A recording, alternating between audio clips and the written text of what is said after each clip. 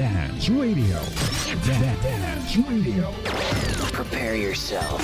Ang silid-aralan sa radyo, hatid namin ay makabagong paraan ng pagtuturo at kalaman. Mapaumaga, tanghali o hapon man yan, ang istasyong magbibigay impormasyon kahit saan man. For something big. Alright, here we go. 106.3 Dance Radio. Doña Aurora National High School, Santa Rita, Aurora, Isabela. This 106.3 DWDR-FM. Wika at panitikan, gramatika at kasaysayan, mga araling hatid ay gintong aral at karunungan. Ito ang Filipino Learning Area. Makinig, matuto, pag-aralan ang Filipino. Dito lang yan sa 106.3 DWDR-FM.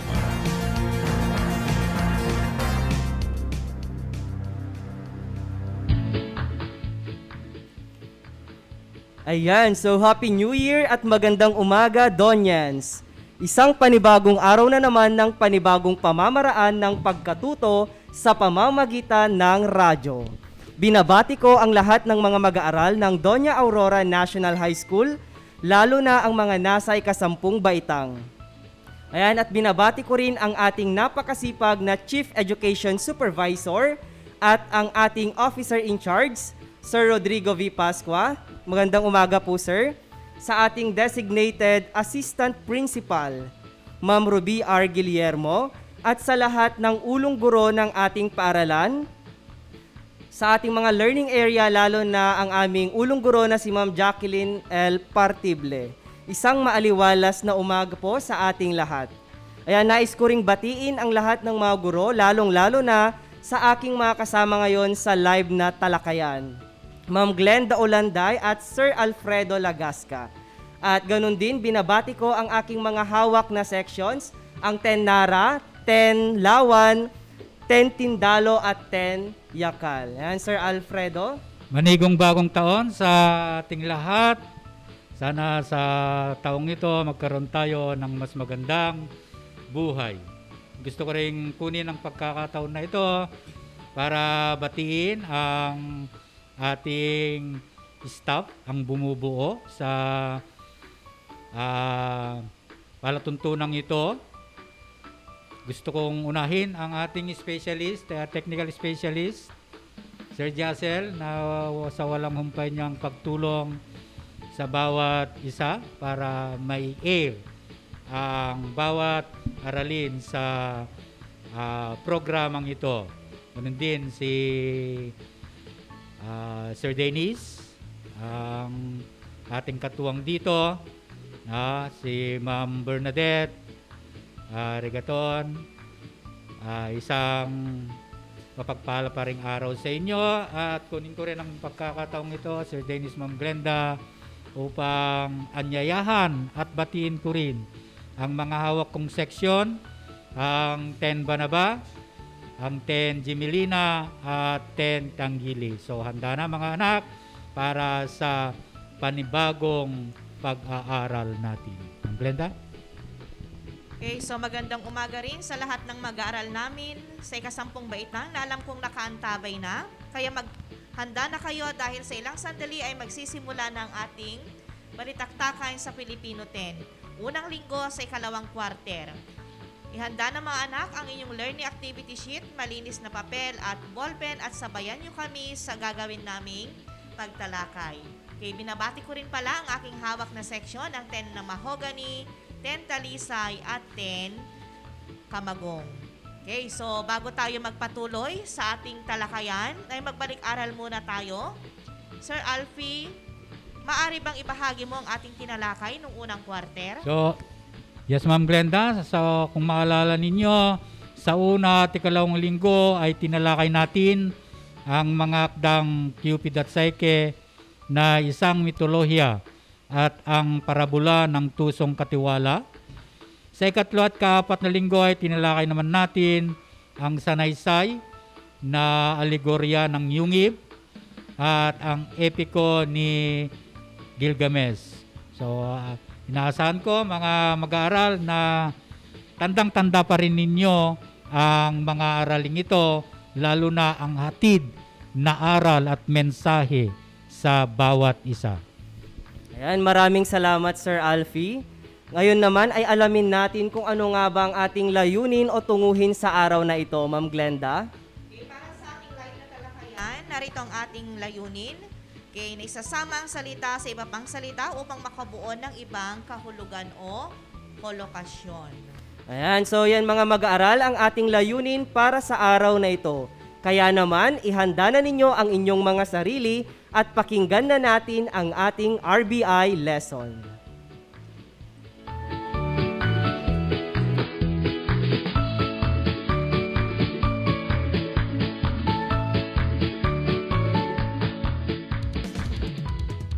Dance Radio, siniharalan sa radyo, hatid namin makabago, paraan ang pagtuturo. Wala nang makakapigil pa. Sulong Arangkada 106.3 Dance Radio sa Aurora, Isabela. Edukasyo'y susulong, basta na magtulong-tulong, sulong edukalidad. Dance Radio, learning is amazing.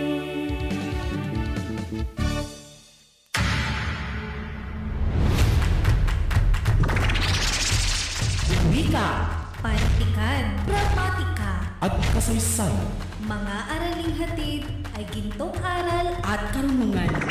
Ito ang Filipino Learning Area. makinig, matuto, pag-aralan ang Filipino. Tumuto sa paaralang panghimpapawid. DWDR-FM 106.3 Dance Radio, Dance Radio. where learning is amazing.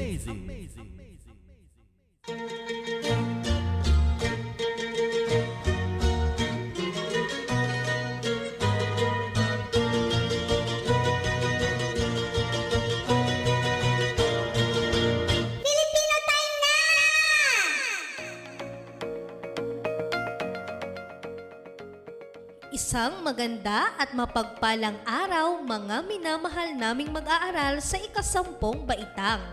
Isa na namang makabuluhang aralin ang ating tatalakayin sa oras na ito. Ako ang inyong kaagapay at makakasama sa paglalakbay sa mundo ng karunungan. Teacher Sheila May N. Fronda mula sa Dance Radio. Maghanda na at tiyaking walang hadlang sa inyong pakikinig.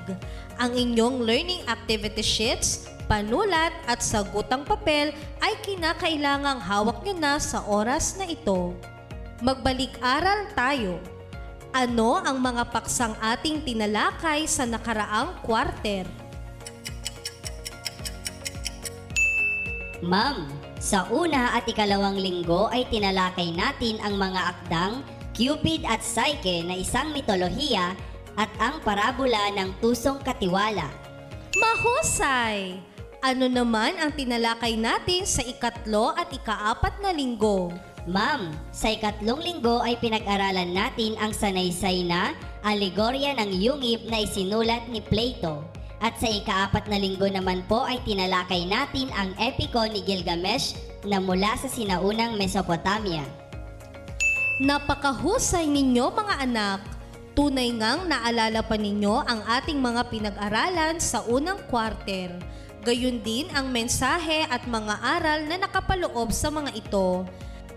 Sa aralin natin ngayon, kayo ay inaasahang makapaglalahad ng mga pangunahing paksa at ideya batay sa napakinggang usapan ng mga tauhan. Napakagandang paksa, hindi ba mga mag-aaral? Opo, ma'am. Ngayon ay may iparirinig akong bahagi ng isang awitin. Pakinggang mabuti ang awitin upang malaman ninyo ang ideya o mensahe nito. Pakinggan na natin ito.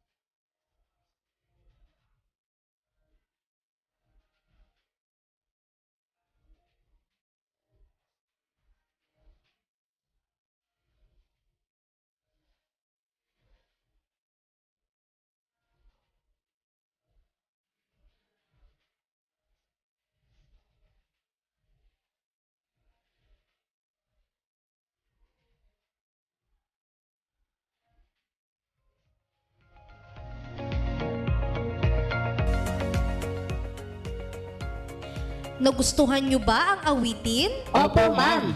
Tungkol saan ang paksa ng awitin? Ma'am, tungkol po ito sa pagiging superhero.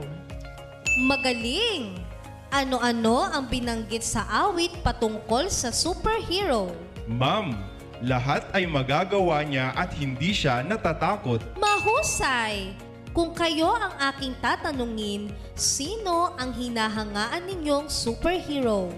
Ma'am, para po sa akin ay si Superman po. Dahil bukod sa kaya niyang lumipad, siya rin ay masasabing napakalakas na superhero dahil kayang-kaya niyang talunin ang mga pinakamababagsik na kalaban. Wow! Talaga namang iniidolo mo si Superman. Magbigay pa nga kayo ng inyong iniidolong superhero at pangatwiranan kung bakit ninyo hinahangaan. Ma'am, ang paborito ko naman po ay si Iron Man. Dahil isa siyang robot na di basta-basta natitinag dahil sa taglay niyang lakas at metal na katawan. Tunay ngang napakahusay ninyong mamili ng mga iniidolong superhero. Alam nyo ba na ang mitolohiyang ating mapakikinggan ay tungkol sa isang tauhan na nagtataglay rin ng natatanging lakas at kapangyarihan? Tiyak na hahangaan nyo siya tulad ng mga superhero inyong nabanggit. Makikilala nyo siya sa akdang sina Thor at Loki sa lupain ng mga higante. Ito ay isang mitolohiyang nagmula sa Iceland. Halina't sama-sama nating kilalanin ang mga tauhan ng mitolohiyang sina Thor at Loki sa lupain ng mga higante at alamin ang kahalagahan ng pagtitiwala sa sariling kakayahan at kahandaan sa pagharap ng kahit anumang hamon. Pakinggan na natin ang kwento. Sina Thor at Loki sa lupain ng mga higante ni Snorri Sturluson. Isinalin sa Filipino ni Sheila C. Molina. Napagpasyahan ni Thor at Loki na maglakbay patungo sa Udgaro, lupain ng mga higante, ang kalaban ng mga Diyos. Nagpatuloy sa paglalakbay ang grupo ni Thor hanggang makita nila ang matibay na tanggulan. Sinubok na buksan ni Thor ang tarangkahan ngunit hindi niya mabuksan. Nakakita sila ng mataas na pader. Pinanhi iyon at doon ay may daanan. Nakita nila ang malaking tao na nakaupo sa dalawang bangko. Sumunod na araw ay nakaharap na nila ang hari na si Udgaro Loki. Nakilala niya si Thor, ang mahusay na mandirigma. Ikaw ay malakas, sa tingin ko lamang. Anong kakayahan na mahusay kayo ng iyong mga kasama? Hindi namin hinahayaan na manatili rito ang taong walang ipagmamalaki. Wika nito. Sumagot si Loki. Mayroon akong kakayahan na nais kong subukin. Walang sino man sa naririto ang bibili sa akin sa pagkain. Tinawag ni Udgaro Loki ang nakaupo sa dulong upuan na nagngangalang Lugi. Inilagay sa gitna ng mesa ang mga hiniwang karne. Magkatapat sa dulo ng mesa, naupo ang dalawang magkatunggali. Kinain nila ng sobrang bilis ang karne. Buto na lamang ang naiwan sa parte ni Loki. Ngunit ni walang butong natira sa parte ni Lugi. Kaya malinaw na natalo si Loki sa nasabing labanan. Sumunod na paligsahan naman ang pabilisan sa pagtakbo na nilahukan ng batang si Thialfi laban sa bata rin na si Yugi. Sa unang paglalaban, masyadong malayo ang agwat ni Yugi. Inulit ito ng 3 beses, ngunit hindi talaga maabutan ni Thialfi si Yugi. Tinanong ni Udgaro Loki si Thor kung anong kakayahan naman ang ipakikita nito. Sinabi nitong gusto niyang subukin ang labanan sa pabilisan ng pag-inom. Kaya tinawag ni Udgaro Loki ang cupbearer na daladala ang tambuli na madalas inuman ng mga panauhin. Isang mahusay na manginginom ang makauubos nito sa isang lagukan. Ang iba ay kaya ito ng 2, ngunit kadalasan ay nauubos ito ng 3 lagukan. Sabi ng pinuno ng mga higante. Hindi pinansin ni Thor ang sukat ng tambuli dahil siya ay uhaw na uhaw. Nilagok niya ng malaki ang lalagyan, ngunit hindi na siya makahinga, kaya't nang tignan ng lalagyan ay parang wala pa ring nabawas. Ganito rin ang nangyari sa ikalawang lagok. Sinabi ni Udgaro Loki, Kailangan mong lagukin ito lahat sa pangatlong pagkakataon. Tingin ko'y hindi ka kasing lakas ng inaasahan ko. Nagalit si Sor, kaya ininom ang alak gamit ang lahat ng lakas. Ngunit tila wala pa rin nabawas sa laman ng tambuli, kaya't binitawan ito hanggang sa matapon lahat ng laman. Ipinakikita lamang na ang lakas mong taglay ay hindi kasing tindi ng aming iniisip. Gusto mo pa bang subukin ng iba pang uri ng pakikipaglaban? Tanong ni Utgaro Luki. Anong labanan ang maimumungkahi mo? Sagot ni Sor. Isang laro na paborito ng mga kabataan dito. Buhati ng aking pusa mula sa lupa. Isang abuhing pusa ang lumundag sa lupa. Malaki ito, ngunit hinawakan ni Sor ang palibot ng tiyan nito at sinubok na itaas gamit ang lahat ng lakas. Ngunit paalamang ng pusa ang naiangat ni Sor. Tapos na ang labanang ito, tulad ng aking inaasahan. Walang laban si Sor sa aking malaking pusa. Ano ba kaya sa malalaking tao rito? Wika ni Utgaro Luki. Tawagin mo akong maliit kung gusto mo. Pero tumawag ka ng sino mang makikipagbuno sa akin. Galit na ako ngayon. Sabi ni Sor. Wala akong alam na gustong makipagbuno sa iyo ngayon. Pero hayaan mong tawagin ko ang aking kinalakihang ina, ang matandang si Ellie. Siya ang labanan mo ng wrestling. Marami na siyang pinatumbang mga lalaki na tulad mong malakas. Hindi na dapat pahabain pa ang kwento. Habang gamit ni Sor ang kanyang buong lakas, lalo lamang matatag ang matandang babae hanggang mawalan ng balanse si Sor. Pumagitna si Utgaro Luki at sinabing itigil na ang labanan.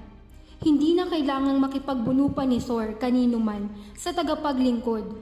Malalim na noon ang gabi, kaya't sinamahan sila ni Utgaro Luki kung saan sila makapagpapahinga at inasikaso ng maayos.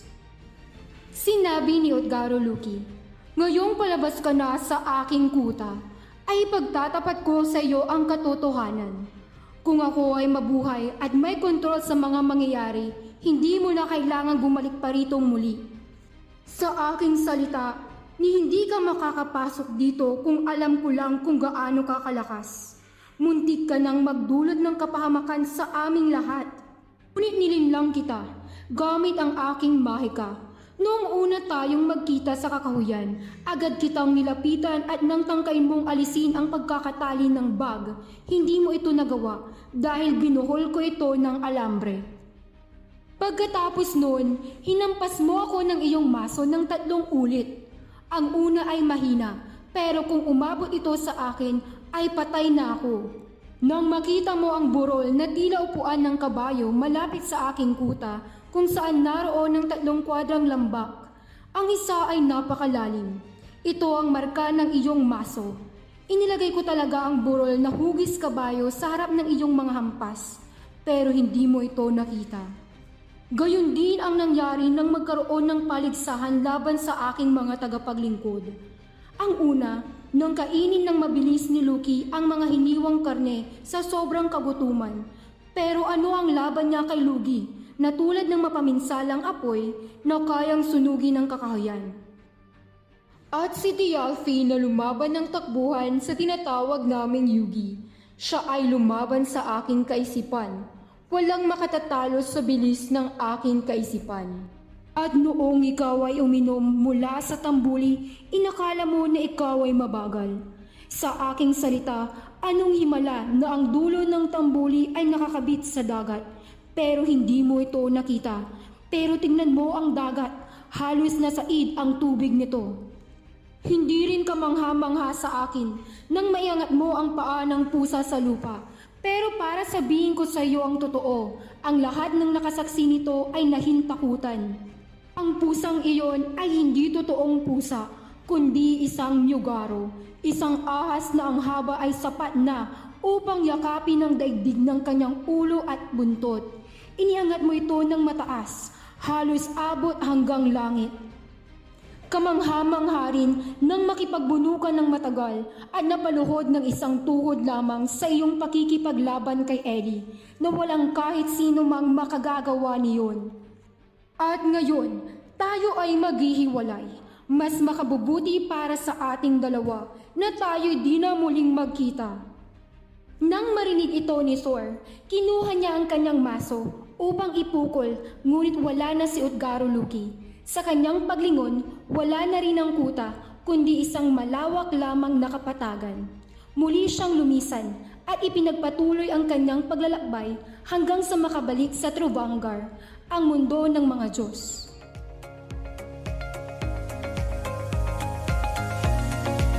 Nagustuhan ba ninyo ang napakinggang akda, mga anak? Opo, ma'am! Upang mas maunawaan pa ninyo ang nilalaman ng mitolohiya, ay palalawakin pa natin ang inyong kaalaman at natutuhan dito sa pamamagitan ng pagsagot sa mga tanong sa bawat gawain. Ihanda ang inyong mga sarili. Babalikan ko kayo pagkatapos ng isang paalala. Uy, Pedro! Nagpabakuna ka na ba? Oo naman, Petra. Bakunado na yata to. Dapat ang bawat isa ay mahikayat ng magpabakuna. Bata, matanda, tara na! Tama ka dyan, Pedro! Kung may bakuna, siguradong protektado tayo laban sa virus. Kaya magpapavaksin na rin ako. Tandaan, magpabakuna, siguradong protektado ka. Isang paalala mula sa Doña Aurora National High School at ng himpilang ito. Kayo'y nakikinig sa Filipino Grade 10 kasama si Teacher Sheila May and Fronda.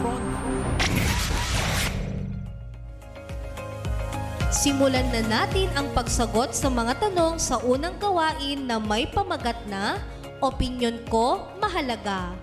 Para sa unang tanong, kung ikaw si Thor, ano ang mararamdaman mo kung nalaman mong ikaw ay dinaya ng ibang tao? Ma'am, sa una, ako'y maiinis sapagkat masakit sa damdamin na ako'y nalinlang ng aking kapwa. Subalit sa huli, alam ko sa sarili ko na ginawa ko ang lahat ng aking makakaya upang mapagtagumpayan ang mga hamon sa akin. Kaya magiging masaya pa rin ako dahil naipakita ko ang aking katatagan, ma'am. Magaling! Pinahanga mo ako sa iyong kasagutan, anak. Tama ang iyong sinabi. Huwag tayong panghinaan ng loob sa gitna ng mga pagsubok na ating kinahaharap. Dumako tayo sa ikalawang tanong. Sa inyong paniniwala, ano ang kahalagahan ng pagkakaroon ng kahusayan sa isang kasanayan o larangan? Ipaliwanag ang sagot. Ma'am, sa aking paniniwala, malaki ang kahalagahan ng pagkakaroon ng kahusayan sa isang kasanayan o larangan dahil magagamit ito sa pagharap sa anumang hamon ng buhay. Hindi ako agad-agad manghihina, bagkus matapang kong haharapin ang mga ito dahil alam ko sa sarili ko na makakaya ko itong lampasan. Tunay na pinahanga ninyo ako sa inyong mahusay na sagot. Tama kayo. Ang isang mag-aaral na sinanay ng husto ng mga hamon sa buhay ay laging matatag sa lahat ng pagkakataon dahil sa taglay niyang kasanayan.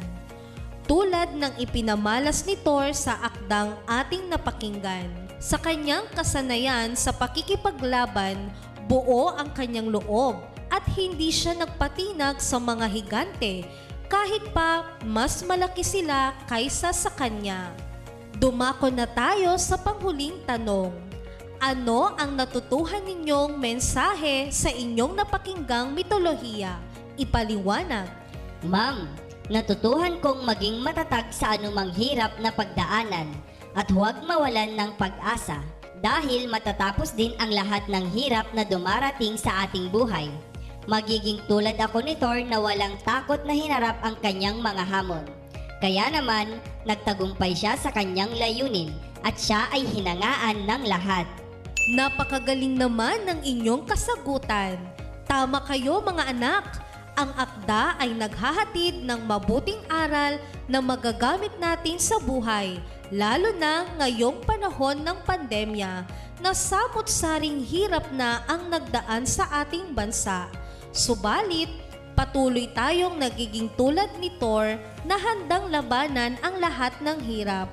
Kitang-kita ko ang lalim ng inyong karunungan sa ating leksyon, Kaya naman, naniniwala akong makakaya nyo ring gawin ang ating susunod na gawain. Simulan na natin ang pagsagot sa ikalawang gawain. Ito ay may pamagat na pangunahing ideya, tukuyin mo. May iparirinig akong dialogo ng mga tauhan mula sa napakinggang mitolohiya. Batay sa dialogong ito, sasagutin ninyo ang sumusunod na mga tanong. Una, sino ang tagapagpadala ng dialogo? Ikalawa, sino ang tagatanggap ng mensahe? Ikatlo, ano ang sitwasyon sa usapan ng dalawang tauhan? At ikaapat, ano ang mensahe ng usapan ng dalawang tauhan? Ipaliwanag ang kasagutan. Handa na ba kayo mga anak? Opo, ma'am. Handang-handa na po kami. Kung gayon ay pakinggan na natin ang dialogo.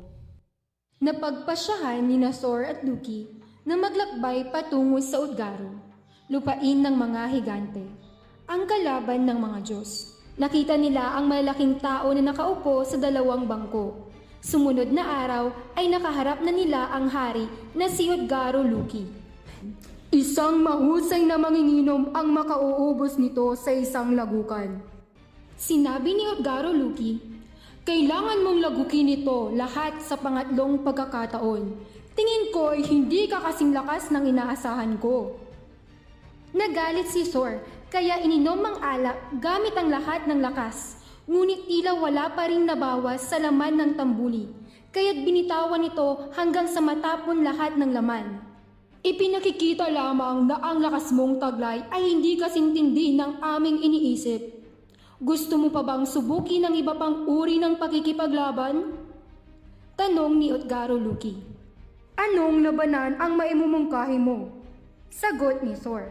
Isang laro na paborito ng mga kabataan dito. Buhati ng aking pusa mula sa lupa.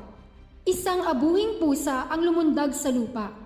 Malaki ito, ngunit hinawakan ni Thor ang palibot ng tiyan nito at sinubok na itaas gamit ang lahat ng lakas. Ngunit paalamang ng pusa ang naiangat ni Thor. Tapos na ang labanang ito, tulad ng aking inaasahan. Walang laban si Thor sa aking malaking pusa. Ano ba kaya sa malalaking tao rito? Naunawaan niyo ba ang dialogo mga anak? Opo, ma'am. ma'am. Naunawaan po namin. Atin nang sagutin ang mga tanong. Una, sino ang tagapagpadala sa dialogo? Ma'am, ang tagapagpadala ng mensahe sa dialogo ay ang higanteng si Skrimir. Tama, si Skrimir nga ang tagapagdala ng mensahe sa dialogo. Ano ang pangunahing paksa o ideya ng kanyang dialogo? Ma'am, tungkol po sa pagtulong niya kina Thor at kung paano niya makukuha ang kanilang tiwala sa kanya. Mahusay! At naipakita nga sa kanilang usapan na nagtiwala si Thor kay Skrimir. Ikalawang bilang, sino naman ang tagatanggap sa usapan ng dalawang tauhan? Ma'am, ang tagatanggap ng mensahe ay si Thor. Magaling! Ang bida sa mitolohiyang si Thor ang naging tagatanggap ng mensahe at siya rin kinausap ng higanteng si Skrimir. Ikatlong bilang, ano ang sitwasyon sa usapan ng dalawang tauhan? Ma'am, pinag-usapan nila ang paglalakbay ni Thor at Loki papunta sa kaharian ni Udgaro Loki. Mahusay! Talaga namang nakinig kayong mabuti sa piling dialogo sa mitolohiya. Bakit mahalagang makilala ang pangunahing paksa o ideya ng ating kausap? Ma'am, mahalagang makilala ang pangunahing paksa o ideya ng ating kausap upang mas lalo natin itong maintindihan at upang mas magiging maganda ang daloy ng usapan. Tama! Tandaan na sa pakikipag-usap, kinakailangang alam natin ang pangunahing paksa o ideya ng ating usapan. Dumako tayo sa panghuling tanong. Ano ang mensahe ng usapan ng dalawang tauhan? Ipaliwanag ang kasagutan. Ang mensahe po ng kanilang usapan ay ang pagtulong ni Skrimir kina Thor upang mas mapabilis ang kanilang paglalakbay papunta sa kaharian ni Utgaro Loki. Magaling! Napakahusay ninyo mga anak na ipakita sa dialogo ang pagtulong ni Skrimir kina Thor. Kayo ba mga anak ay nakaranas na rin tumulong sa inyong kapwa? Opo, ma'am. Opo, ma'am. Maglahad nga kayo ng nagawa na ninyong pagtulong sa kapwa. Ma'am, nagbigay po ako ng tulong sa mga biktima ng bagyo at baha. Ipinamigay ko po ang mga damit kong hindi ko na ginagamit at binuksan ko po ang aking alkansya para makabili ng maibibigay na pagkain para sa mga nasalanta. Wow! Pinahanga mo ako sa ginawa mong pagtulong anak. May magbabahagi pa ba? Ma'am, ako naman po ay nag-volunteer sa aming barangay para tumulong sa pagre-repack ng mga relief goods na nalikom ng organisasyon naming mga kabataan. Napakabuti at napakamatulungin ninyo mga anak. Tama ang inyong mga ginawa. Kailangan nating tulungan ang mga nangangailangan lalo na ngayong panahon ng pandemya. Ipagpatuloy nyo lang ang pagiging mabuting tao at pagiging matulungin. Hayan, natapos na natin ang mga gawain. Ngayon naman ay ating ibubuod ang kabuuan ng ating aralin. Ibuod nga ito mga anak. Ma'am, tinalakay natin ang isa sa mga kwento sa librong Prose Edda ni Snorri Sturluson na sina Thor at Loki sa lupain ng mga higante. Sa mitolohiyang ito, napag-aralan natin ang kahalagahan ng pagtitiwala sa sariling kakayahan at ang kahandaan sa pagharap sa kahit anumang hamon. Magaling! Bago tayo magtapos sa ating aralin ngayong araw, susubukin ko muna ang talas ng inyong isipan kung talagang naunawaan ninyo ang ating paksang tinalakay. Narito ang panuto. Piliin ang letra ng tamang sagot sa sumusunod na mga tanong. Makinig ng mabuti dahil babasahin ko na ang bawat pahayag. Unang bilang. Siya ang Diyos ng kulog at kidlat at pinakamalakas sa mga Diyos ng Aesir. A. Loki. B. Odin. C. Skrimir. D. Thor. Ano ang tamang sagot? Ma'am, letrang D po, si Thor. Tama! Si Thor ang Diyos ng kulog at kidlat at pinakamalakas sa mga Diyos ng Aesir. Ikalawang tanong, tuwing maririnig ni Thor ang hilik ng higante ay mag-iinit ang kanyang ulo at pinupukpok niya ng maso ang higante. Si Thor ay nagpapakita ng patlang. A. Pagkamaawain. B. Pagkamainipin. C. Pagkamahiyain. At D. Pagkamainitin ng ulo. Ano ang letra ng tamang sagot? Ma'am, letrang D po, pagkamainitin ng ulo. Tama! Dahil sa ingay ng higante, na ipakita ni Thor ang pagiging mainitin ang ulo. Dumako naman tayo sa ikatlong bilang. Sila ang mga tauhan sa mitolohiya na naglakbay sa lupain ng mga higante. A. Thjalfi at Rovska. B. Thor at Loki. C. Utgar at Skrimir. D. Vilje at Ve. Ano ang tamang sagot? Ma'am, letrang B po, sina Thor at Loki. Tama! Sina Thor at Loki nga ang naglakbay patungo sa lupain ng mga higante. Panghuling bilang. Ano ang ginawang paraan ni Utgaro Loki upang hindi sila matalo ni Thor sa labanan? A. Ginalingan ang pakikipaglaban. B. Gumamit si Utgaro Loki ng mahika. C. Humingi sila ng tulong sa mga higante. At D. Inalisan ni Utgaro Loki ng kapangyarihan si Thor. Ibigay ang tamang sagot. Ma'am, letrang B po. Gumamit si Utgaro Loki ng mahika. Tama! Ang paraang ginawa ni Utgaro Loki upang hindi sila matalo ni Thor sa labanan ay ang paggamit ng mahika. Hayan! natapos na tayo sa mga gawain. Binabati ko kayo sa inyong aktibong pakikilahok at pagsagot. Palakpakan ng inyong mga sarili. Bago ako magpaalam ay nais ko munang sagutin ninyo ang panghuli kong katanungan. Ano ang kahalagahan ng aral ng akda at paano ito nakaaapekto sa inyong sarili at lipunan?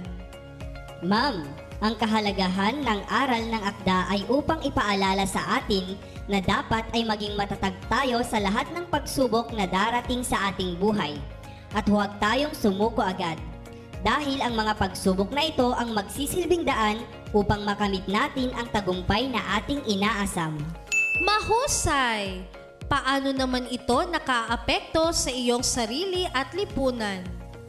Ma'am, nakaaapekto ito sa aking sarili sa pamamagitan ng pagsasabuhay sa bawat aral upang magsilbi itong motibasyon sa akin upang magpatuloy ako sa aking mga pangarap sa kabila ng mga pagsubok na aking nararanasan. Nakaaapekto naman ito sa ating lipunan sa pamamagitan ng pagpapaalala sa bawat isa na tayo dapat ay magkaisa at magtulungan sa mga pagsubok na kinakaharap ng ating lipunan. Huwag tayong maging makasarili, bagkus ay sama-sama tayong mag-isip ng mga paraan para sa mas magandang ikabubuti ng ating lipunan. Napakahusay ninyo mga mag-aaral. Binabati ko kayo sa inyong masigasig na pagsagot sa mga katanungan. Tunay ngang inyong naunawaan ang aral na gustong ihatid sa atin ng mitolohiya. Sana ay naging makabuluhan ang inyong pagkatuto sa pamamagitan ng radyo. Tandaan, kami ay kasama ninyo sa paglalakbay sa mundo ng karunungan. Ako ang inyong kaagapay sa pag-aaral, Teacher Sheila May and Fronda. Ating bigyang pagkilala ang scriptwriter o sumulat ng aralin, Teacher Dennis D. Abrojena, at ang ating technical specialist, Teacher April Joy T. Valdez. Muling tumutok sa ating paaralang panghimpapawid, 106.3 FM Dance Radio. Hanggang sa muling paglalakbay sa mundo ng karunungan. Paalam!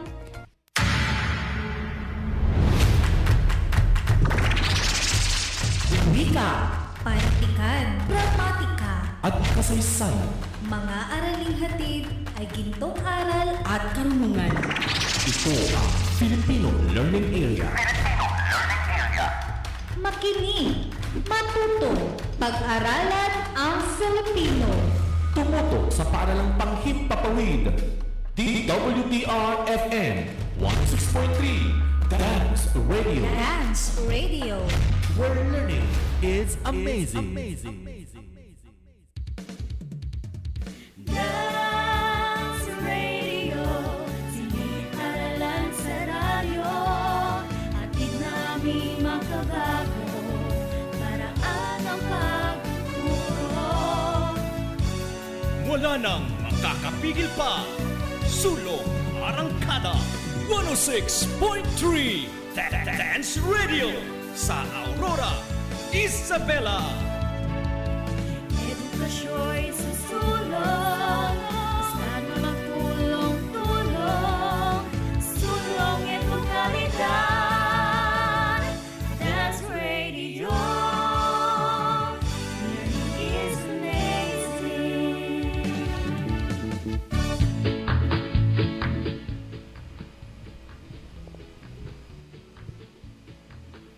Ayan, at kami muling nagbabalik.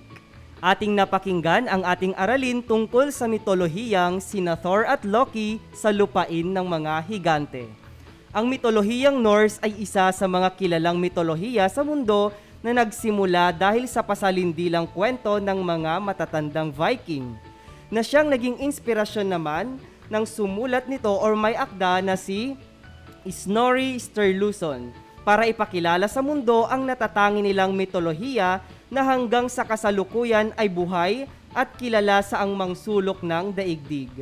Ayan, ngayon naman ay dumako tayo sa ating aralin tungkol sa wika. Pero bago yan, ay may pakikita muna kaming mga larawan. Ang gawaing ito ay pinamagatang larawan ko pagmasdan mo, salita ko hulaan mo. Ayan, so batay mamaya sa mga larawang ito ay sasabihin ninyo o i-comment ang mga salita na maaaring mabuo at kung ano nga ba ang kahulugan nito. Ayan, so dumako na tayo sa mga unang larawan. Ma'am Glenda. Okay, so sa unang larawan, ano ang salitang ating mabubuo rito at ano kaya ang kahulugan nito? Kung titingnan ninyo, mga minamahal naming mag-aaral, may puso plus, o ano yan, tinapay. Ano kayang klaseng tinapay yan? Ayan, so mga mag-aaral, paalala, i-comment ang inyong mga sagot o di kaya'y mag-text sa numerong 0926-339-6943. Inuulit ko, 0926-339-6943. Ayan, so tignan natin, ma'am, kung meron ng sumagot. Ayan, para sa mga nakikinig ng radyo, ang larawan ay isang puso at isang tinapay na malambot. Parang mamon ata to, ma'am. Yes. Habang naghihintay tayo ng sagot, Sir Dennis, gusto kong i-shout out ang mga viewers natin. Meron tayong 118 viewers. Magandang umaga sa ating lahat. Wala Okay, pa. so comment na mga mag-aaral. Ano ang mabubuo natin o ano yung makikita nyo sa larawan at ano kaya ang kahulugan nito? Mula sa larawan, i-convert ninyo ito ng salita. So yan. So pinag-iisipan siguro ng ating mga mag-aaral, ma'am at sir, kung ano nga ba ang salitang mabubuo. Mapapansin natin, Sir Dennis, isang puso, ano? Ang Glenda. At saka cake yata yan. Sarap. Isang malambot na tinapay. So, masarap. Nagugutom tuloy ako. Bakit hindi na lang kape, Sir Dennis, ang i-plus mo dyan para kompleto na, no? Oo nga, sir. At tinapay. Oo. Lalo na ngayon, malamig. Malamig ang panahon. Wala pa? Comment na tayo, mga mag-aaral. Okay, nasaan ang 10 mahogany, ang 10 kamagong at 10 talisay? Ano ang mabubuo nating salita? Siyempre, Sir Dennis, tambal yan, ano? Dalawang salita yan, Ma'am Glenda. Yes. Pero, sa pagkakabuo ng salita na yan, may kahulugan. At feeling ko, sir, nahuhuli yung mga bata sa concert. Baka yung internet, sir, baka nahuhuling nagpapakita ang ating mga larawan. Okay, meron na si Aleli Joy Ordonez ng 10 obra. Okay, sabi niya, pusong mamon. Mamon. Tama ba, Sir Dennis? Ayan, ganun din ang sagot ni Ma'am April Valdez at ni Arlene Sabado. Tignan nga natin. Okay, ganun din si Jonah Jamaica. Ayan, so Arlene tama Sabado. sila, Ma'am, Okay, yes. Ma'am Glenn. Actually, Pusong mamon. Actually, maraming sumagot na, Sir Dennis, eh. Oo, sir, baka nahuli lang Ay, talaga isa yan yung next, isa dyan si Arlene, si Jonah, si Jace. Ayan, tapos sabi ni Emily Jen Martin, pusong mamon ang ibig sabihin, siya ay may mabuting kalooban o malambot na puso. Ayan. Okay, kompleto, yes, kompleto. tama. Okay, so gamitin nga natin ito sa pangungusap. Sige, comment na mga mag-aral. Gamitin ito sa sariling pangungusap. Ang salitang pusong mamon. Ang ibig sabihin ay, ano Sir Dennis? Isang taong mabait. Ayan, may malambot na puso.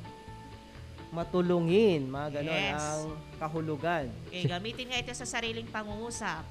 Sir Dennis, yung mga sumusunod na salita, kung aware sila kanina, yung title ng gawain mo, nandun lahat yung mga picture, Oo napansin nga, ko. Kaya kung magaling kayo, kanina, kung aware kayo, nandun yung ibibigay ni Sir Dennis na larawan at gagawin ninyong salita na may kahulugan, siyempre. Sige, Ma'am Glenda, ano yung... Ayan, may nag-text na dito, sir. Mula sa Tenara, pero hindi niya naipakilala yung pangalan niya. Sabi niya, naglabasan ang mga Pilipinong may pusong mamon sa pagtutulungan sa mga nasalanta ng bagyo. Oo. Okay, Yes. Lalo na Sir Dennis, yung mga politiko na tumutulong sa Oo, sir. salanta ng bagyo, may pusong mamon sila. Sana totoo, Sir Dennis. Oo Okay, nga, sir. ikalawa na tayo, Sir Dennis. Sa ikalawa, yan, mga mag-aaral, isang boteng basag at isang mukha. Ano ang mabubuo nating salita, mga anak? Sige, message lang tayo. Naka-smile pa si baby. Love you, baby. Okay? Basag na bote plus ulo. Hey. May clue na kayo doon sa sinabi ni Ma'am Glenda. Mga nakikinig dyan. Tignan natin ang chat box natin. Puro pusong mamon. Pusong mamon. Wala pa ba? Sandali na yan. Siguro delay lang Sir Oo Dennis. nga, sir. Delay. Delay siguro yung kanilang Oo. internet, sir. Delay. Oo. So delay nga. Yes, meron pa rin ginagamit pa rin nila sa pangungusap yung salitang pusong mamon. Ayan, So nandun pa. isang basag at isang ano sa palagay mo, Ma'am Glenda, ang pipiliin natin, yung buhok ba? Kilay ba? Basag na yun siyempre yung basag. Yes, sir. Ano ang ipla-plus natin diyan kaya? Yung bibig ba, mata ba, tenga ba, o yung buhok para makabuo tayo ng salita.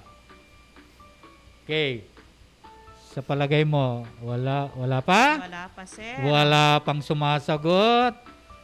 Okay, wala Puro mga pangungusap. Salamat sa mga pangungusap niyo, mga anak. Tama lahat ang mga pangungusap ninyo tungkol sa pusong mamon. Pero nasa ikalawa na tayo. Ulitin Na natin, nasa isang basag larawan. na bote plus isang ulo. Basag na bote at saka isang ulo. Siyempre, ulo. May kunyan. May mata. May tenga. Oo, sir. Mga pangungusap pa rin. And so Okay. shout out po sa mga sumasagot Meron at na, nagbigay si Kwan. ng mga pangungusap. Meron na, Sir Dennis, si Adonis Mangabat Bihilya. Basag na ulo. Tanggap ba natin yung basag na ulo? Ayan, so sabi naman ni Ira Asuncion, basag ulo. Ayan, mas eksakto yan, Sir mas- Dennis. Tignan nga natin, sir. Basag ulo. Okay. Ayan, so, Tama. Basag ulo. Basag ulo. Kasi pag Sige. sinabi kanina na basag na ulo, yung ulo nabasag. Nabasag. Pero Literal yun, ma'am. literal. Pero ang ibig sabihin, Sir Dennis, mahilig makipag-away. So away lang yung hinahanap, Nga kalimitan kung minsan nakikita natin sa ating mga mag-aaral kung face to face. May mga ganyang mag-aaral kasi na Oo, sir. yung gulo lang ang hinahanap, Sige, gamitin natin sa pangungusap, mga anak. Ulitin natin, pag sinabing basag ulo, ito yung mahilig makipag-away. Mahilig makipag-away. Ayan, so Gamitin. ang dami nang sir, sumagot. Yes. So talagang nahuhuli lang yung ang internet siguro, sir. Basag ulo. Okay, sina John Margalante, Christine Cassandra, Siguro Ryan Ignacio. Yes, Doon yes, doon sa kulungan, Sir Dennis, Ma'am Glenda, maraming basag ulo doon. Oo, sir. Kaya sila nakulong dahil sila ay mga basag ulo. Oo. Mahilig makipag-away. Okay, gamitin nga ito sa sariling Pangungusap. pangungusap. Pangungusap. Sige. So, may idea ba tayo? Ito kay Jonah Jamaica Yes. Tangonan. Nabasa rin ninyo? Yes, So, yes, sabi sir. niya dito, Sir Dennis, maraming kabataan ngayon ang nagiging basag ulo. Tama ba, Sir Dennis, ang pangungusap? Ayan, tama, Oo, sir. Pero ano pangunahing dahilan kaya? Maring, siguro ang pangunahing dahilan, droga kung minsan. Naniniwala ako sa droga Oo, sir. At impluwensya rin ng alak, sir. Oo, Ayan, impluwensya. kaya sa mga kabataan, iwasan natin ang uminom ng alak. Magkasama yan. Influensya Alak. ng barkada. Ayan. Yes, kaya piliin ang inyong mga Okay, tama. barkada o mga kaibigan. Mas Tama. maganda kasi pag kaibigan kasi pag barkada, bar, ano ba yung ibig sabihin ng bar? Di Oh, ba? Bar hadlang. is inuman, di ba? Akala ko yan lang yung... Oo. Yes, bar, inuman. Kaya parang mas magandang ang mga kaibigan ko kaysa sabihin mo na ang mga barkada ko. Kasi para sa akin, pag sinabi kasing barkada, parang hindi maganda. Oo, ma'am. Kasi mula sa salitang bar, di ba? Bar is inuman. Oh, ganda naman ng naisip ni Ma'am Glenda. Oo nga, sir. Eh, yung kada kaya, ano kayang ibig sabihin ng... Kasi ganyan, yan ang lesson natin bar. Saka kada, bar daw yung inuman. Tama nga naman. Ayan, Okay? so meron pang nag-text, sir. Sabi niya dito, nagkaroon ng gulo sa aming barangay kahapon dahil sa mga basag ulong lasing na kapitbahay. Tingnan mo, Sir Dennis, di to ba? alak talaga. Okay, ganun din si Bea Karig ng 10 Rutherford. Sabi niya, ang mga basag ulo sa aming barangay ay laging tumatambay sa kanto. Oo, Ayan, oo, so, tama. Yun. maraming salamat sa mga sumasagot. Mag-screenshot lang kayo mga anak at isend niyo sa inyong mga guro sa Filipino dahil mayroon kayong karagdagang puntos. Dagdag puntos. Ayan, dagdag puntos. Puntos, Oh, di di ba? Yan ang lesson natin Sir. di ba? Okay. Dumako pa tayo sa ikatlong mga larawan. Ayan, meron tayong nakikitang tenga, tainga, at ano yan, palayok ba yan, sir?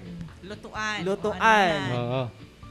Pero Sir Dennis, yung tenga pala pag pinagdikit mo, hugis puso. Yes, sir. Kaya nga, kung pinagdikit mo yan, pag may tenga ka, sabi na, pinagdikit mo yan, hugis puso, yan yung mga taong nakikinig. Yun talaga naman ang purpose pakikinig talaga. Hugis. Sila daw yung mga may puso, yung mga taong nakikinig. Totoo nga naman. Ano? Ang ganda So, parang puso nga talaga yung dalawang tenga. Okay, so ano yan? Mayroon na ba? Ano kaya ang salitang mabubuo natin?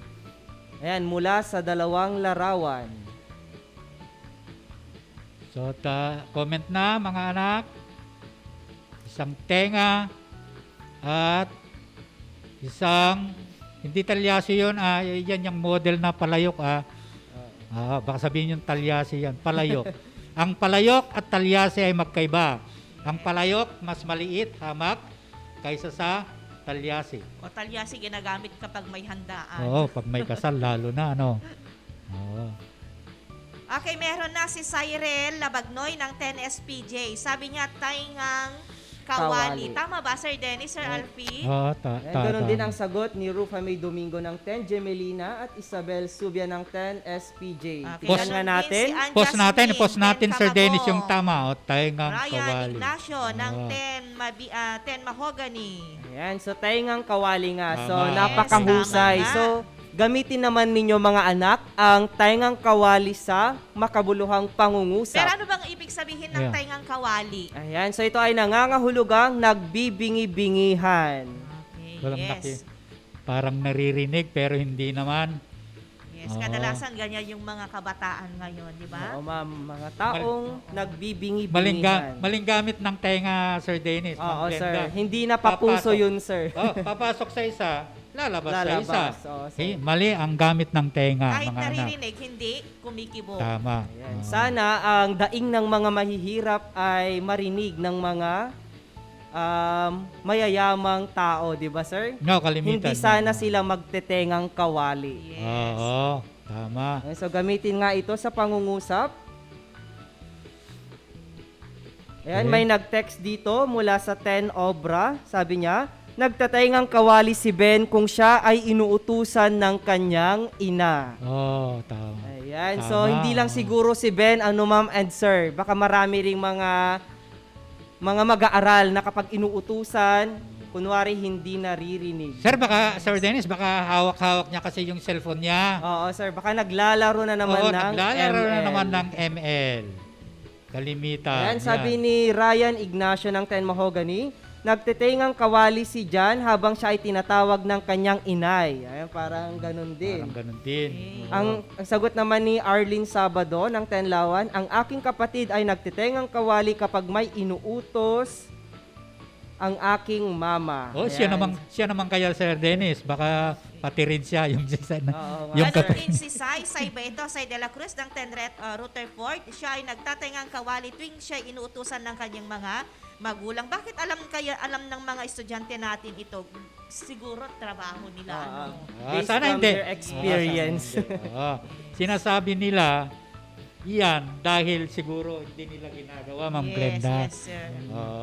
Okay, pare-pareho sila ng sagot. Madalas na nagtatangang kawali ang aking pinsan kapag inuutusan. Siguro naintindihan na nila sa dami Oo ng nga, nag-comment, Sir Dennis. Ma'am Ayan, Glenda. so marahil ngayon nga ay mayroon na silang ideya kung ano nga ba ang ating magiging paksa. At ito nga ay tungkol sa kolokasyon. Pero bago yan, ano nga ba ang kolokasyon, Ma'am Glenda? Okay, so pag sinabing kolokasyon, ito yung mga salita na kapag dinagdagan ng mga iba pang salita, makakabuo ito ng ibang kahulugan.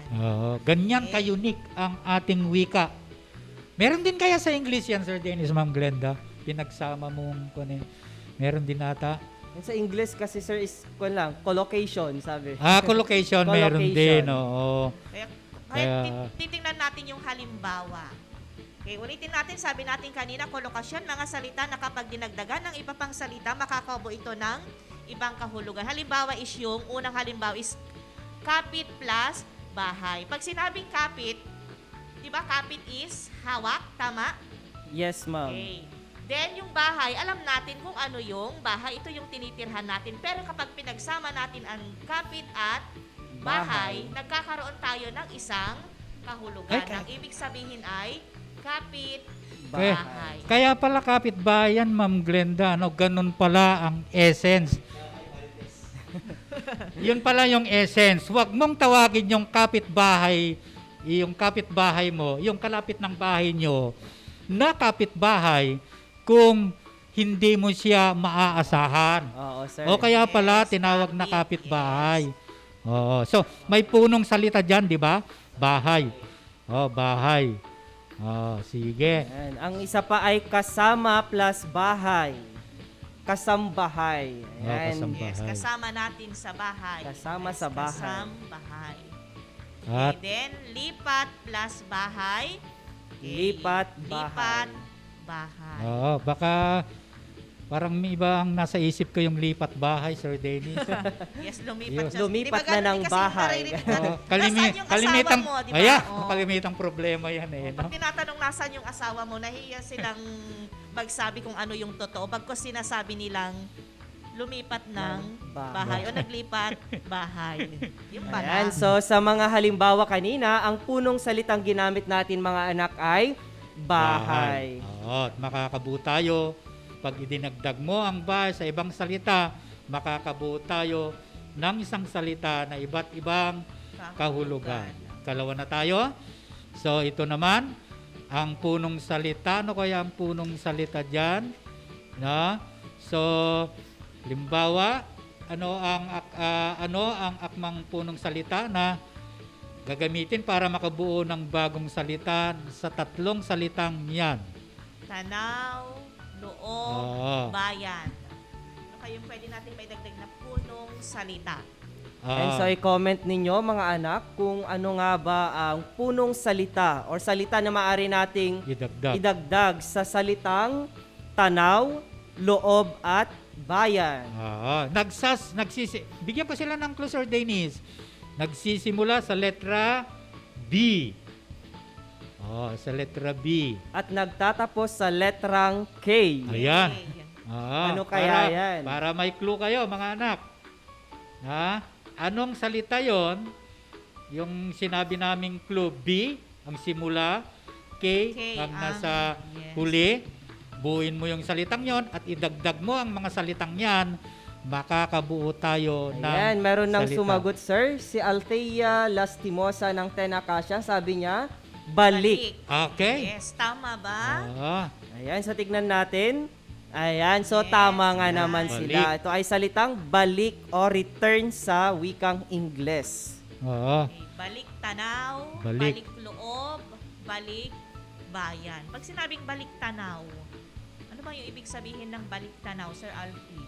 Balik tanaw, pag sinabing balik tanaw, parang Throwback. ire-recall mo, di ba, sir? Throwback. Oo, sir.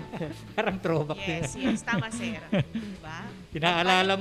Inaalala mo yung nakaraan sa Yes, Dennis. nakalipas. Balik tanaw. Then pagbalik loob. So, Ay, nagkakaroon ng pagkakaunawaan. Pero madalas naririnig natin to, nagbabalik loob sa Panginoon. Di ba, sir? Oo.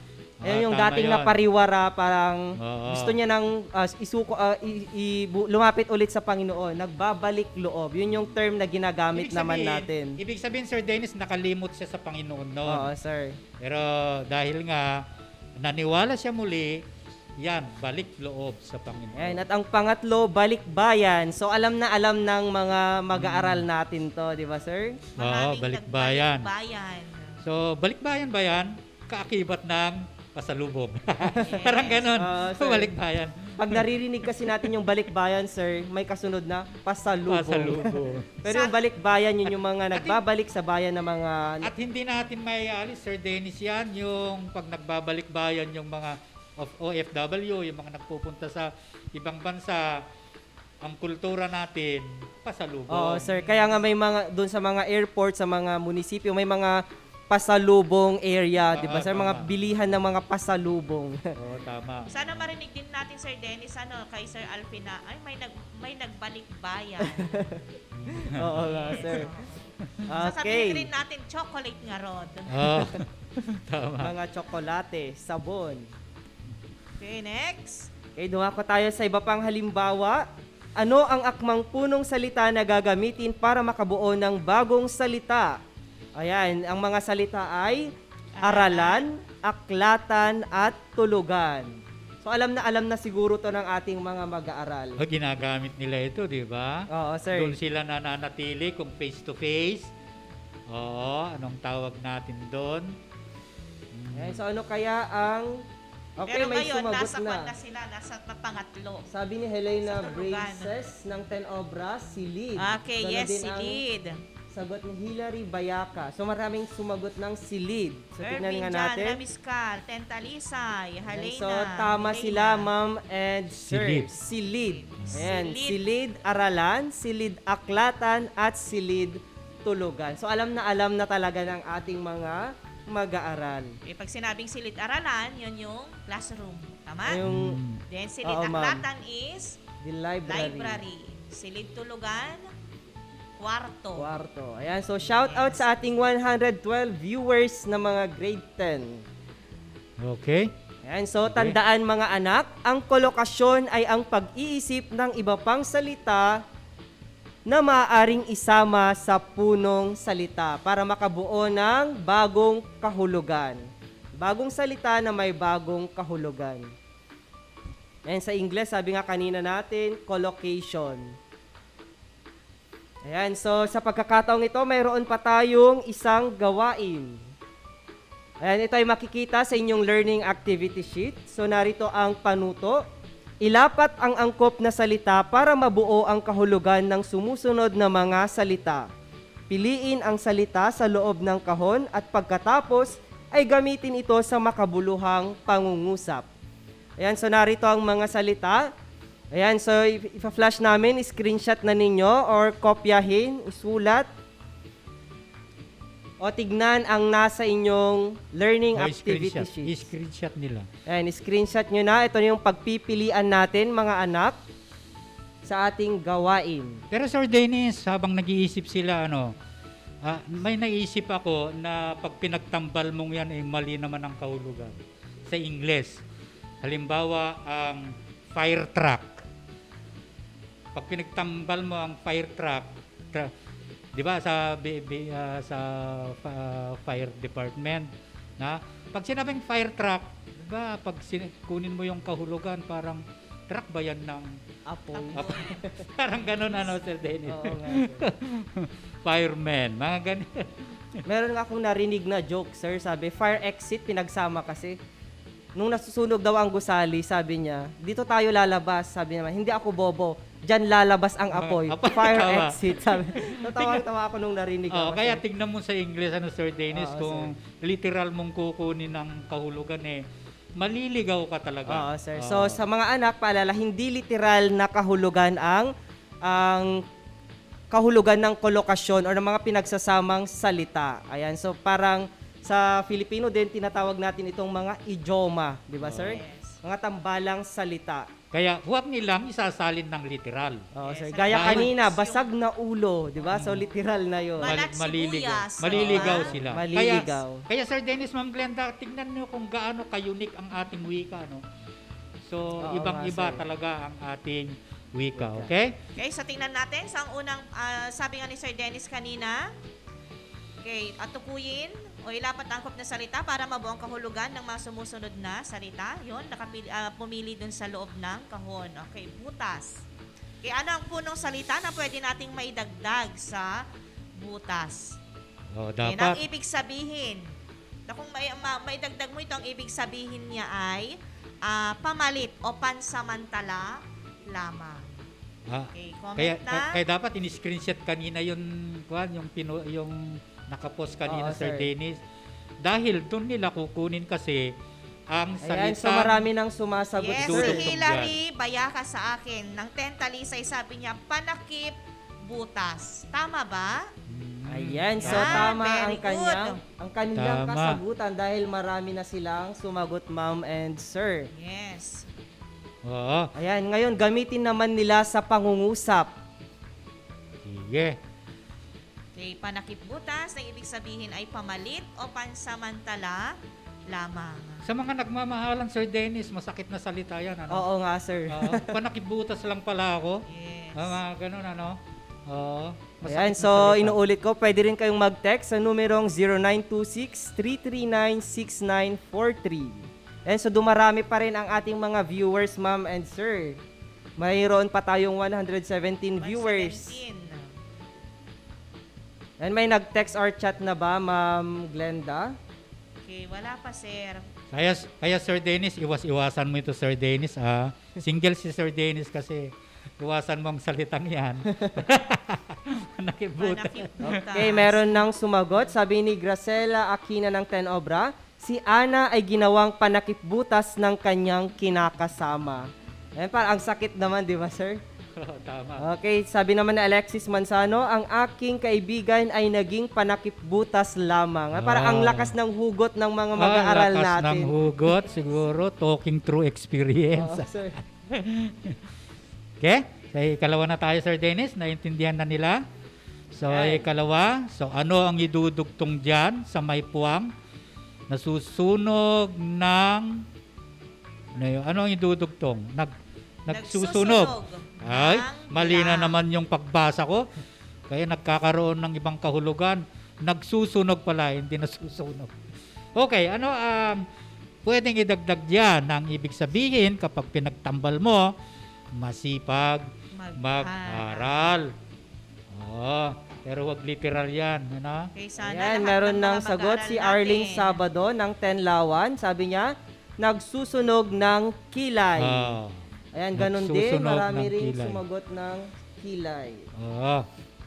Kaya kapag nasasalubong mo, Sir Dennis, Ma'am Glenda, ito nagsusunog ng kilay, paliwanag nating mabuti, ano? Yes. Baka sabihin na, magsunog kayo ng kilay. Sabihin mo na sa mga mag-aaral mo. Hindi lang nag-aaral ako mang mabuti, sunugin ko yung kilay. Ayan. ko, diba? Baka magsusunog sila ng kilay. Sinabi ni Sir Dennis, ni Ma'am Glenda na magsusunog ako ng kilay. Iyon. Yes. Nasunog Ulitin yung natin. mukha niya. Ulitin natin na kapag sinabing nagsusunog ng kilay, ito yung nag-aaral mabuti o masipag mag-aral. So gamitin nga ito sa Okay, pangungusap, gamitin sa mga anak. pangungusap. Ayan, so kayang-kaya nilang gamitin Oo. yan sa makabuluhang pangungusap. Nag-aaral ng mabuti.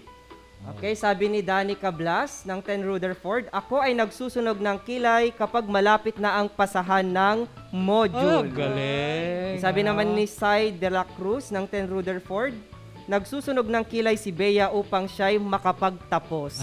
Okay, ang Ganon din si gaganda. Aleli Ordonez. Sabi niya, si Aquina ay laging nagsusunog ng kilay upang mas lalong tumaas ang kanyang grado. Grado, Wow, sana tama. all. Oo, Sana all, sana lahat ng mga mag-aaral natin ay marunong magsunog ng Pero Sir kilay. Dennis, ang gaganda ng essence ng mga pangungusap nila. Oo nga, sir. Hindi ko alam kung sinasabuhay talaga yan. Dapat mga mahal namin mag-aaral, isabuhay yan. Ano? Oo. Kung ano ang sinasabi, dapat ginagawa. Yes, wag lang puro sige. salita. Okay, katulad na Okay, tayo. next, Sir number Dennis. 3. Okay, number 3, kapit, puwang. So kapag ito ay nabuo, ito ay nangangahulugang pagkakaisa. Ayan, ito yung kailangan natin ngayong pandemya, sir. Pagkakaisa. Tama. Oo. Ayan, may sagot na si Jesslyn Lazaro ng 10 Obra. Sabi niya, bisig. Ayan, maraming sumagot ng bisig. Ang tamang sagot ay tama, bisig. Kapit, bisig. Oo, pagkakaisa. Kalimitin nakikita natin ito sa mga poster eh. Oo, sir. Pag gumagawa tayo ng poster, yung mga nakakapit bisig na gano'n.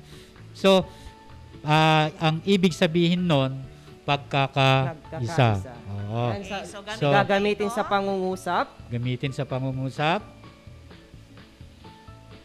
Lalo na, kung gagamit tayo ng mga pangungusap, mga anak, siguro, mas maganda yung true to life.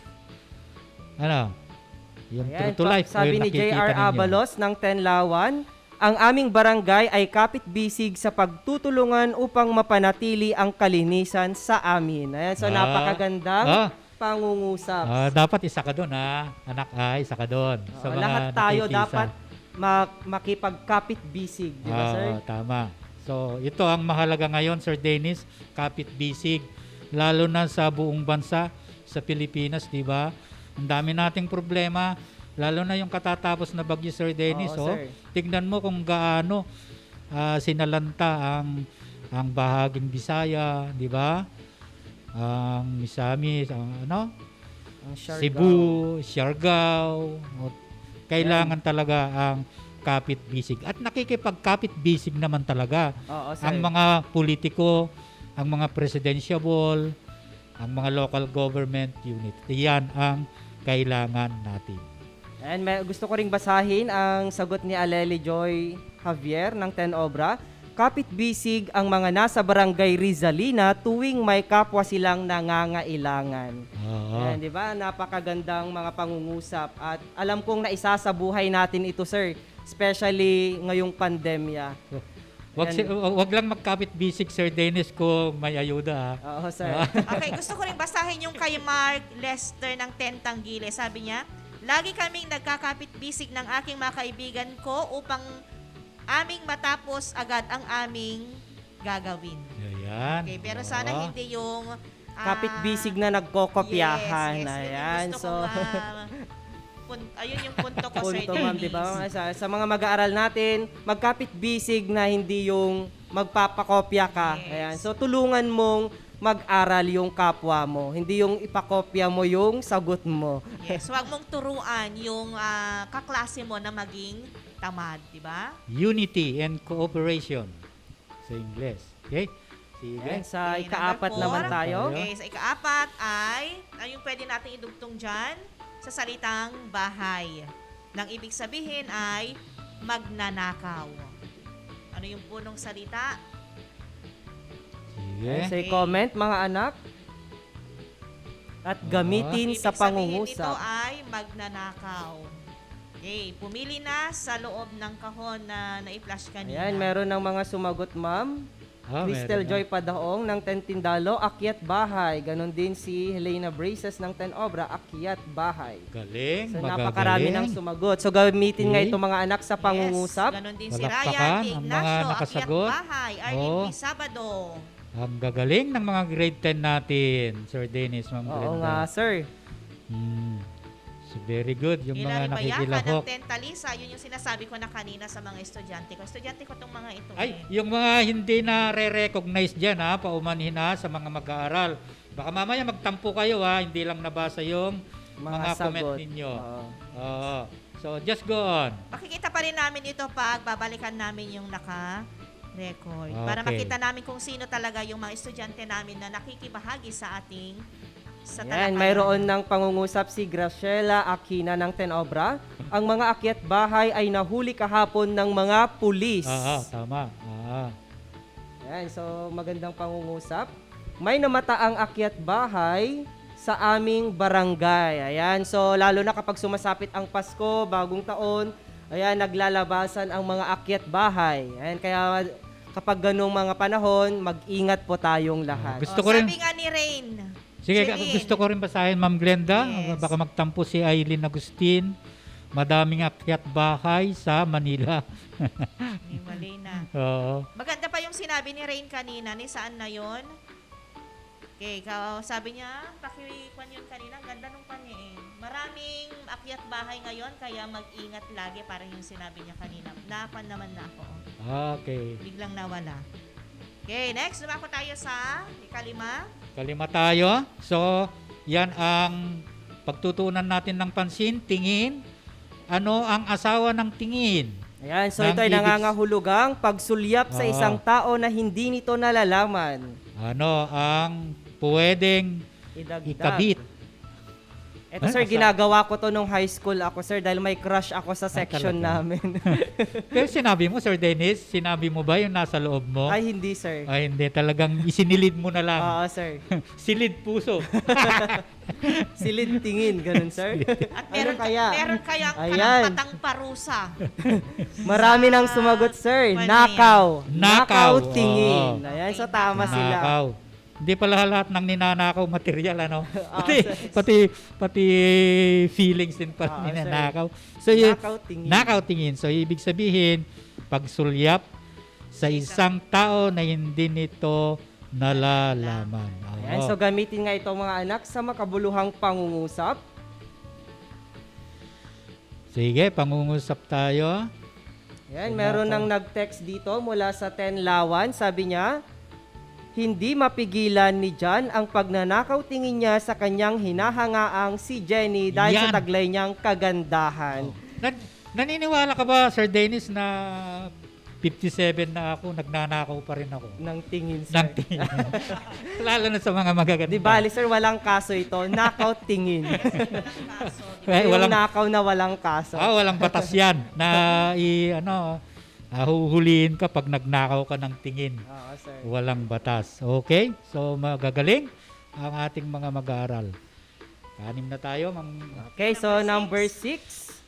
Dalagang puwang. Dalagang puwang. Ito ay isang uri ng isda. Ano kaya ito? Masarap kayang isda to, sir? Dalagang puwang. Nung Christmas? Masarap yan, lalo na pag ihalo mo sa may kamatis na may itlog. Sarsyado. Sarsyado. Alam nila yan. Alam ng mga grade 10 na yan magluto, no? Dahil itinuro yan sa TLE. Ayan, may mga sumagot na. Isabela Subia ng 10 SPJ. Bukid. So, dalagang bukid. So, tamang kanilang kasagutan. Gamitin naman ito sa pangungusap. Ayan, so habang naghihintay tayo ng pangungusap nila, sir, gusto kong magdagdag kaalaman.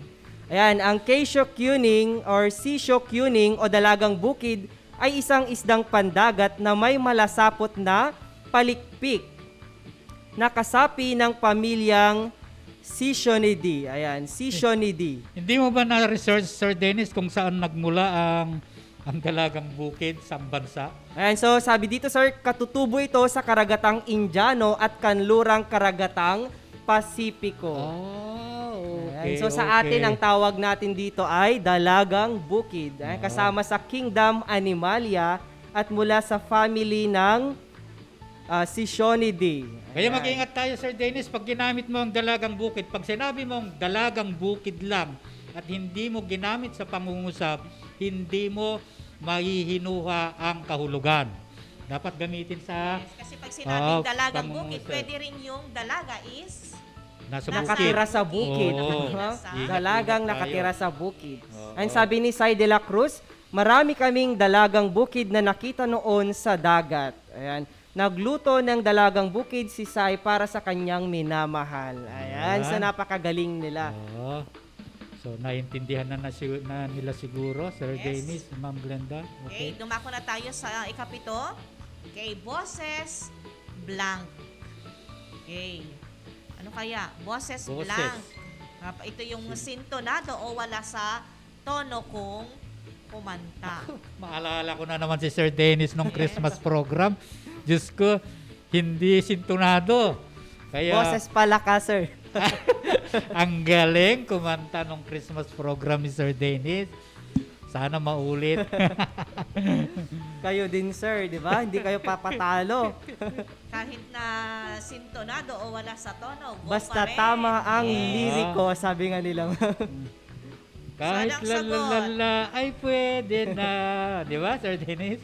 Okay, may mga sagot na sila. Mga palaka. Ayan, palaka ang sagot nila. Tignan nga natin. Boses palaka. Oo, Boses tama palaka. sila. Yes. So gamitin nga ito mga anak sa pangungusap. Kapag sintonado pala ang boses mo, boses palaka ka pala. Ayan. Bakit pala ka pa ang pinili, ano? Bakit hindi manok? Boses manok, Ano? boses... Yung palaka kasi, sir, maingay. Hindi, sa manok, meron naman tayo sulat manok. Hindi ba? Ibig Oo, sabihin, sir. pangit Pangit ang sulat. Oh, pangit ang sulat. So yan, boses palaka, sintonado. Pero anong hayop kaya ang may magandang boses? Yung hindi na sintonado, anong hayop kaya makikita sa kagubatan, Sir Dennis, Ma'am Glenda? Kasi parang idol ko kasi si Regine Velasquez. Ayan. Okay. Di ba si Regine Velasquez is tinaguri ang Asia Songbird. Songbird, Diba? parang So, ganon, ang pwede di ba, pa ma'am? nating ikwan dyan, sir, is pag maganda yung boses, ibon. Ibon. Tinig ibon. Parang gano'n, di ba, sir? Ibon. Tinig ibon. O, kaya ibon pala ang Pwede may nating ipalit dyan sa palaka, sir. Ano? boses ibon. Pwede. So, hindi na sintonado, no? Ayan, sabi ni Rizal Eligado ng 10 Einstein, si Misha ay hindi nag-ensayo kaya boses palaka ang kanyang tinig. Ayan, so Tama. dagdag kaalaman, ang pagkakaroon ng boses palaka ay maaari nating hasain, mga anak. Ayon sa pamamagitan ngayon ng voice lesson. Ayan, ang internet ay puno ng mga espesyal na programa para sa pagpapaunlad ng boses at pandinig. Ayan, kaya kung sintonado ka ngayon, ayan, manood ka lang ng mga voice lesson. Marami dyan. Sa mga music teachers, di ba, Ma'am Glenn at Sir? Pero alam mo ba, Sir Dennis, na ang isa sa mga hinahangaan kong boses dito, bukod ikaw, si Sir Dennis din. Ayan, si Sir Dennis Mendoza. Ayan, sa isang... Crush ko na yan nung... Hindi ko pa narinig. Nung nagsalita sa radio, Diyos ko, para akong nakikinig sa FM. Hindi sir. ko alam kung aawit. Diba kasi kung awit. Sample. Sample. Ganda ng boses ni Sir Dennis talaga, Sir Dennis Mendoza. Okay? Okay, next. Nag-voice lesson ka ba, sir? Nag-voice lesson ka ba? Nature. Oo. Likas. mga likas na panser na talento. Oo. Sige. Kawalo na tayo. Ang susunod ay ano ang dugtong niyan? Ano ang asawa ng gutom? Na ibig sabihin, palaging gutom o matakaw. Ayan, so marami nang sumagot, sir, dahil kanina ko pa na-i-flash. Ganun ba? Natismisan natin, ha? Ayan, Sige. so ang sagot nila ay patay gutom. Okay, patay gutom. Tama. Ayan, so tama sila. So gamitin nga ito sa makabuluhang pangungusap, mga anak. Sige. Patay gutom. Gamitin sa pangungusap. Kalimitan ang nakikita natin sa mga kalye. Anong hayop ang nakikita natin sa kalye, Sir Dennis? Ayan, may nag-text, sir, mula sa Tenyakal. Ayan, sige. Mamaya na lang. Ayan, sabi niya, ang mga aso at pusang kalye ay patay gutom. Okay. Yung sagot ng tinatanong mo kanina, sir, Oo, kung anong hayop ang lagi nating nakikita sa kalye. Pero mas talamak ang aso. Yes, ano? aso. Mas Oo, talamak sir. ang aso.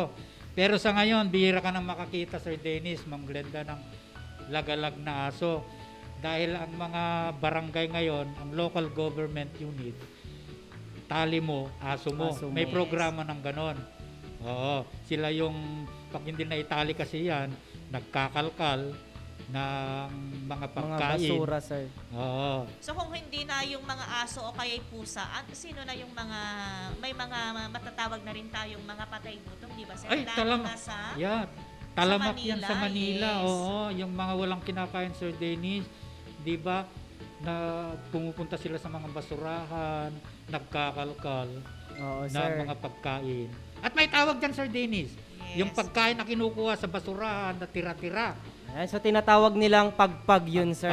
Oo, tama. Niluluto nila tapos kinakain, di Oo, ba? ma'am. Tignan mo, ang hirap talaga ng Ayan, buhay so sa Maynila. dito pumapasok ang stewardship o pangangalaga sa mga hayop at iba pang nilalang ng Diyos. Tama, Ayan, tama. so sa panahon ngayon kailangan nating alagaan. Hindi lang ang kapwa natin, ang kalikasan, kundi ang lahat ng nilalang ng Panginoon. Ayan, para wala nang patay gutom dito sa ating Kung meron mundo. tayong, Sir Dennis, Home for the Aged, ngayon meron din rin tayong Home, Home for, the Dogs. di ba, Oo, sir? Home Yung for the Dogs. mga tinapon ng mga mga aso, Oo. pinabayaan, Oo, mga pusa. ina-adapt. Maraming ina-adapt nag-a-adapt na, ng aso. Kasi ang aso naman talaga masarap kasama.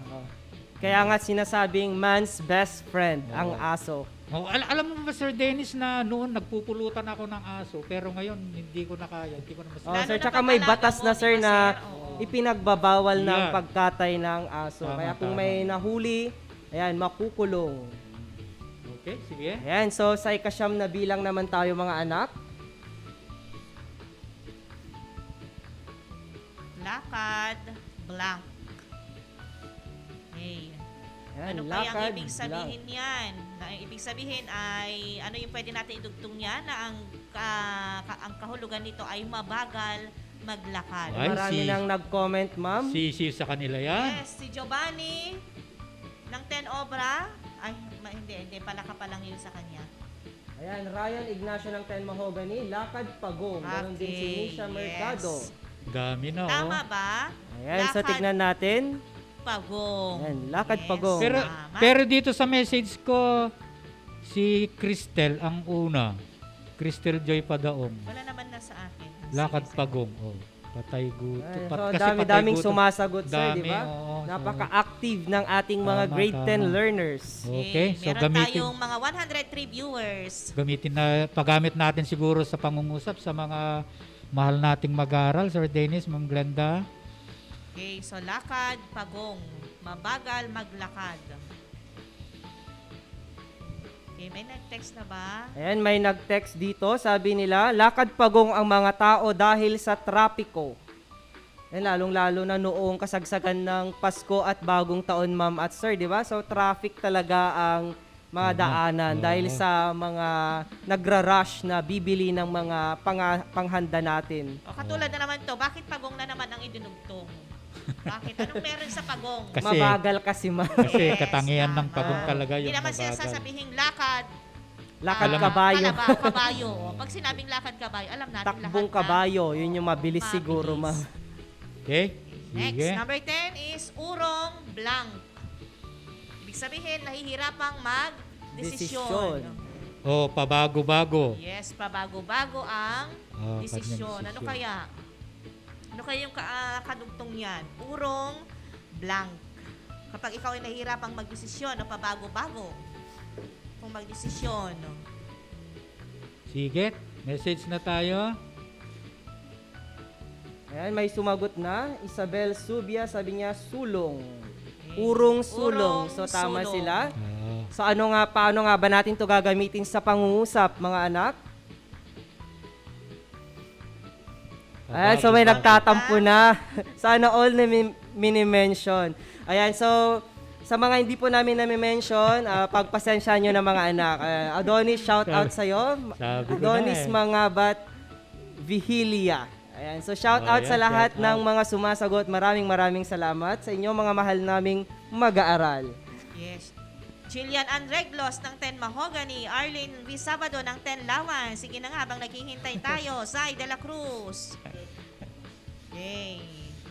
Okay, so may sumagot na dito. Sabi niya, urong sulong si Aling Nena kung magtatrabaho pa ba siya sa ibang bansa o mananatili na lamang sa kanyang trabaho dito sa Pilipinas. Okay, galing. Sige.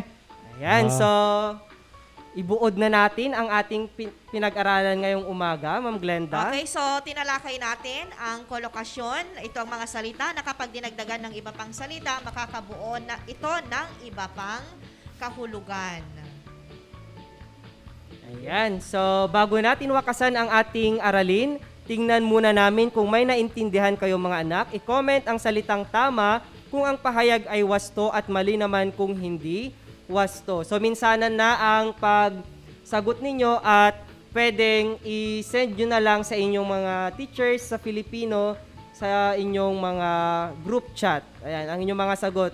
Ayan, kung may time pa, i-send nyo naman dito or comment ninyo para makita namin ang mga sumagot. Okay, sa unang bilang, ang akdang sina Thor at Loki ay isang mitolohiya mula sa Iceland. Number 2, Sir Alfie. Konotasyon ang tawag sa mga salita na kapag dinadagdagan ng iba pang salita ay makabubuo ng iba pang kahulugan. Tama o mali? Okay, number 3, ang akdang sina Thor at Loki ay original na isinulat ni Justin Carlos G. Villanueva. Ayan, pang-apat, kapag pinagsama ang mga salitang panakip at butas ay magkakaroon ito ng kahulugan na pamalit o pansamantala lamang. Ang panghuli, ang kahulugan ng akyat bahay ay manggagawa ng bahay o gusali. Tama o mali? Ayan, so sagutin nyo ng mga anak ng 1 to 5, tama ba 1 to o 5 dapat ang mali? makikita sa chat box Sir Sir, Denny. so habang hinihintay ang kanilang mga sagot, sir, ibigay natin ang reflection sa Okay. umagang ito. Kung nakinig kayo kanina sa e-ring, maaaring makabubuo kayo nito. So isang aral na maaaring mahango natin dito ay kahit na tayo ang pinakamalakas Sir Dennis na nilalang ay matutuhan pa rin natin ang dapat matutuhan nating rumispeto sa bawat isa. So yun yung pansariling dapat na matutunan natin. At sa lipunan naman, okay, kailangan unawain natin ang bawat sitwasyon at galangin natin ang bawat isa. So pumapasok pa rin doon ang unity at saka yes, sir. Respect, pumapasok ba din doon. Okay?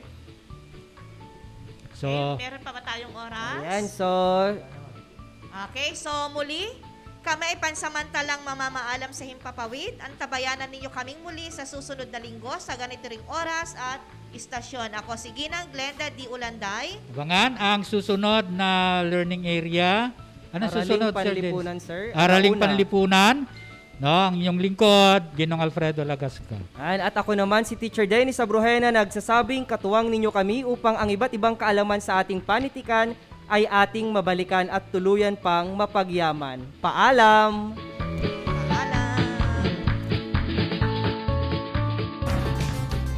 Wika at panitikan, gramatika at kasaysayan, mga araling hatid ay gintong aral at karunungan.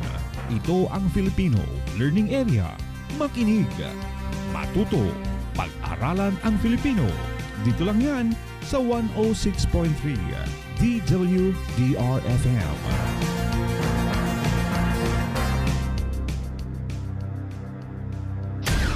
Ito ang 106.3 Dance Radio. Dance Radio. Prepare yourself. Ang silid-aralan sa radyo, hatid namin ay makabagong paraan ng pagtuturo at kalaman. Mapaumaga, tanghali o hapon man yan. Ang istasyong magbibigay impormasyon kahit saan man. For something big. Alright, here we go. 106.3 Dance Radio. Doña Aurora National High School, Santa Rita, Aurora, Isabela. This 106.3 DWDR-FM.